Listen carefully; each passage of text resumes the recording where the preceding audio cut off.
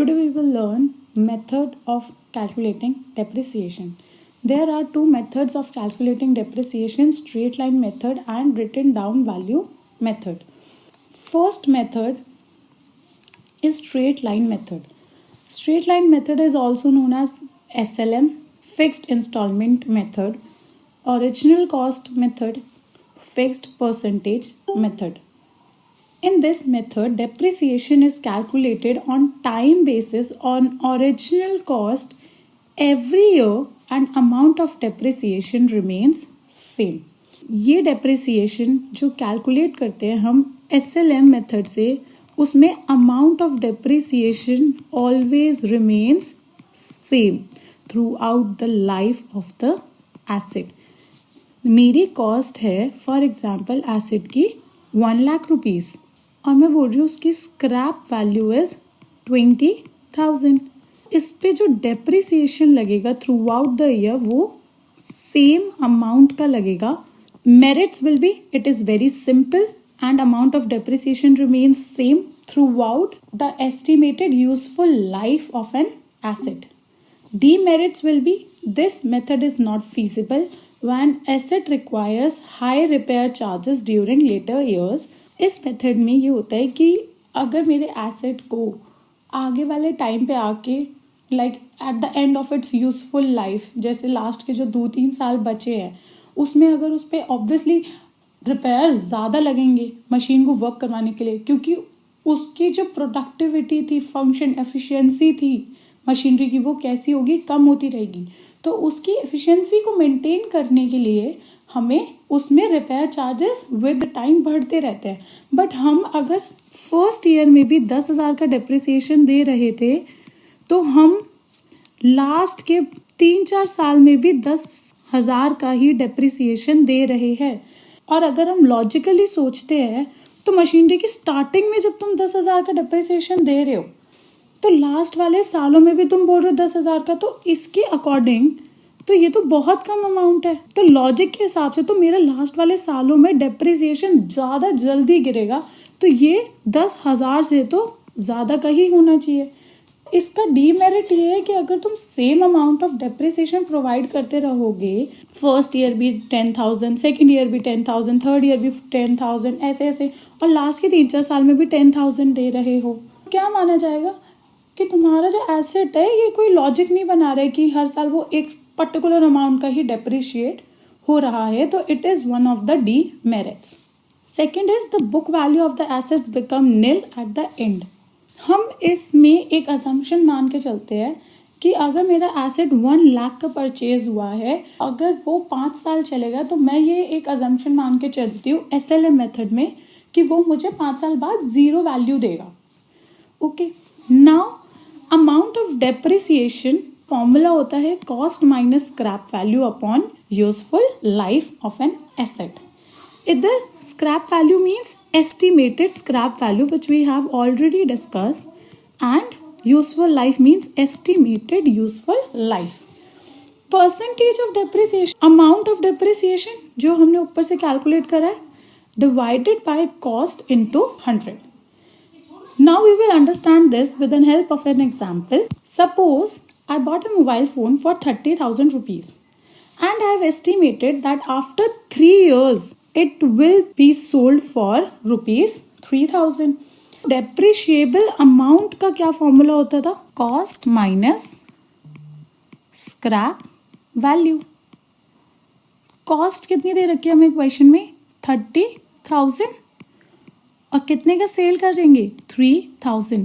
तो total depreciable amount कितना हो गया? 27,000.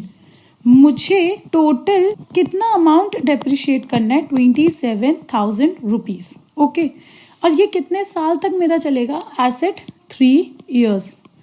तो ये मुझे इक्वली मैं 3 साल में प्रोवाइड करूंगी, क्योंकि SLM मेथड के अकॉर्डिंग मेरा रेट ऑफ डेप्रिसिएशन कैसा रहता है? सेम.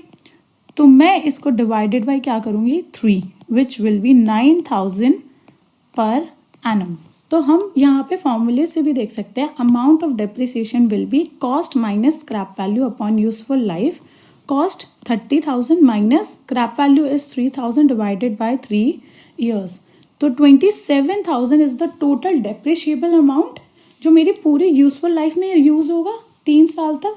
तो मुझे कितना डेप्रिसिएशन हर साल प्रोवाइड करना है? 9,000। इसमें जब मैं एसेट खरीद रही हूँ 30,000 का, मैंने कितने का यूज करा एसेट एक पहले साल? 9,000। तो मेरी बुक वैल्यू कितने का एसेट बचेगा एक साल बाद? 30,000 माइनस 9,000 विच विल बी 21,000। 21,000 का एसेट फिर मैंने 9,000 यूज करा है और फिर वो कितने का बचेगा? 12,000। फिर मैंने उसको थर्ड ईयर कितने का यूज करा है? 9,000 का, फिर वो कितने का बचेगा? 3,000। Got it? Now we will do one question on the same. Now the question is, cost of an asset will be 5,20,000, scrap value is 20,000, life is 5 years. We have to find amount of depreciation and rate of depreciation per annum. Amount of depreciation का formula क्या था? Cost minus scrap value upon useful life. हमें cost कितनी दे रखी है? 5,20,000, right? और scrap value कितनी दे रखी है? 20,000. इसका मतलब हमें टोटल कितना एसेट को डेप्रिशिएट करना है? 5 लाख। कितने सालों में डेप्रिशिएट करना है? 5 years, 1 लाख पर एनम। अब हमें नेक्स्ट क्या पूछा उसने हमसे? Rate of depreciation. Rate of depreciation का फॉर्मूला क्या था? Amount of depreciation upon cost of an asset into 100।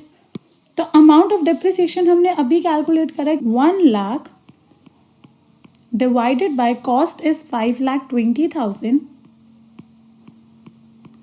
into 100, which will give us 19.23%.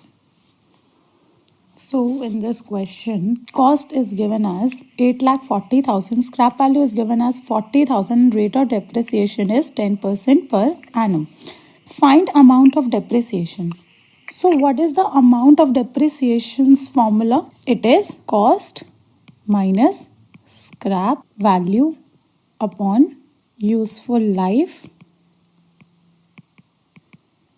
Here cost is 8,40,000, scrap value is 40,000, useful life is not given. So we cannot calculate amount of depreciation.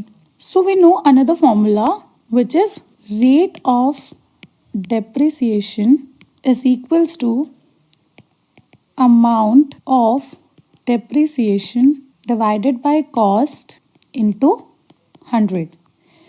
Rate of depreciation is given as 10%. Amount of depreciation is not known, so let it be X upon cost is given as 8,40,000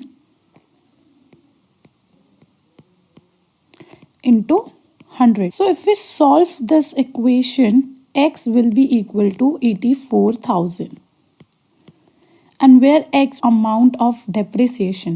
So जो 84,000 आया वो मेरा क्या आया है? Per annum का depreciation जो मैं चार्ज कर रही हूँ।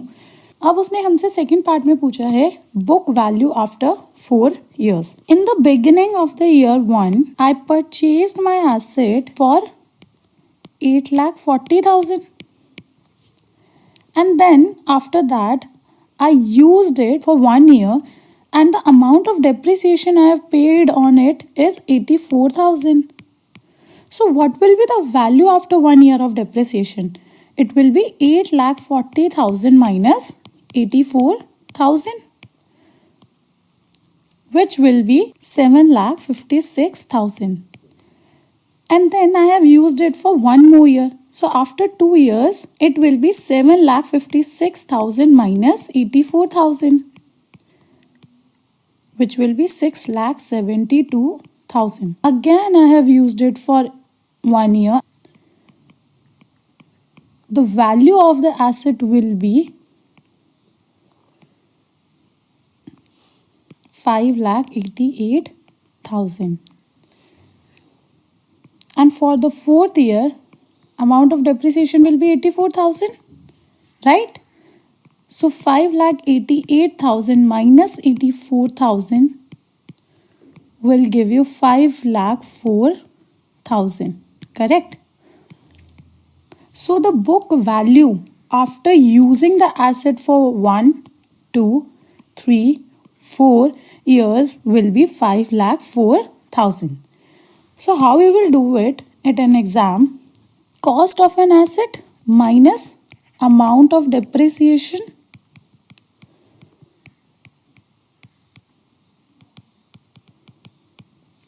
into number of years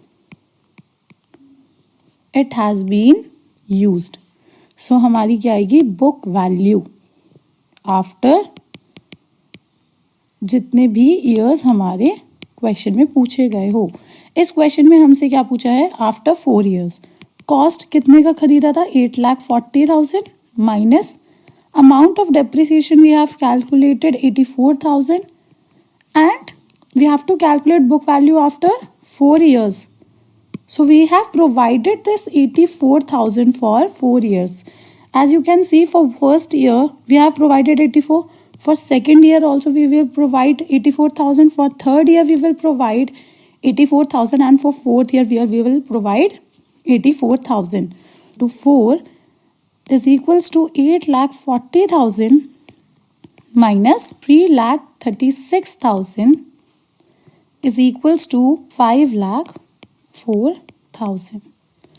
So in exam we will do like this, but for the understanding I have drawn this timeline where we can see we have provided depreciation for the same amount for 4 years and how the book value is getting reduced year after year. Got it?